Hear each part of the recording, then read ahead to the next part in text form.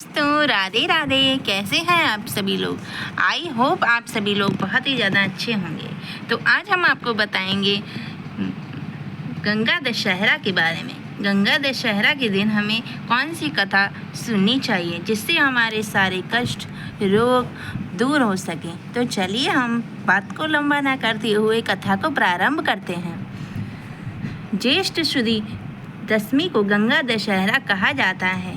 इसी दिन नदियों के श्रेष्ठ गंगा जी भागीरथी द्वारा स्वर्गलोक से पृथ्वी पर अवतरीर्ण हुए थे। ज्येष्ठ शुक्ल दशमी को सोमवार तथा हस्त नक्षत्र होने पर यह तिथि घोर पापों को नष्ट करने वाली मानी जाती है। हस्त नक्षत्र के बुधवार के दिन गंगातरण हुआ था, इसलिए यह तिथि अधिक महत्वपूर्ण है। इस तिथि में स्नान किया जाता है जिससे पापों का भी विनाश होता है। कथा को प्रारंभ करते हैं। प्राचीन काल के अयोध्या में सागर नाम के राज करते थे। उनके केसनी तथा सुमति नाम दो रानियां थीं। पहली रानी के एक पुत्र असमंजस का उल्लेख मिलता था, परंतु दूसरी रानी सुमति के 60,000 पुत्र थे। एक बार राजा सगर अश्वमेध यज्ञ कर रहे थे। उसी समय यज्ञ पूर्ति के एक घोड़ा छोड़ा। इंद्र यज्ञ को भंग करने के लिए उस घोड़े को चुराकर कपिल मुनि के आश्रम में बांध आए। राजा ने उसे खोजने के लिए अपने 60,000 पुत्रों को भेजा। खोजते खोजते वे कपिल मुनि के आश्रम में पहुंचे तथा समास्ति मुनि को क्रोधिनी के जलकर भस्म हो गए। अपने पितृत्व चरणों को खोजता हुआ अंशुमान जब मुनि के आश्रम में पहुंचा तो महात्मा गरुड़ के भस्म होने का सारा वृत्तांत बताया। गरुड़ जी ने यह बताया कि यदि इन सबको मुक्ति चाहते हो तो गंगा जी को स्वर्ग पर धरती पर लाना पड़ेगा। इस समय अश्व को जाकर अपने पितामह के यज्ञ को पूर्ण कराओ, उसके बाद कार्य करना। अंशुमान ने घोड़े सहित यज्ञ मंडप पर पहुंचा सागर कर सब वृत्तांत कह सुनाया। महाराज सागर की मृत्यु उपरांत अंशुमान और उसके पुत्र दिलीप जीवन पर्यंत तपस्या करके गंगा जी को मृत्यु लोक में ला सके। अंत में महाराज दिलीप के पुत्र भागीरथी ने गंगा जी का इस लोक में लाने के लिए गोकर्ण तीर्थ में जाकर कठोर तपस्या की। इस प्रकार तपस्या करते हुए कई वर्ष बीत गए।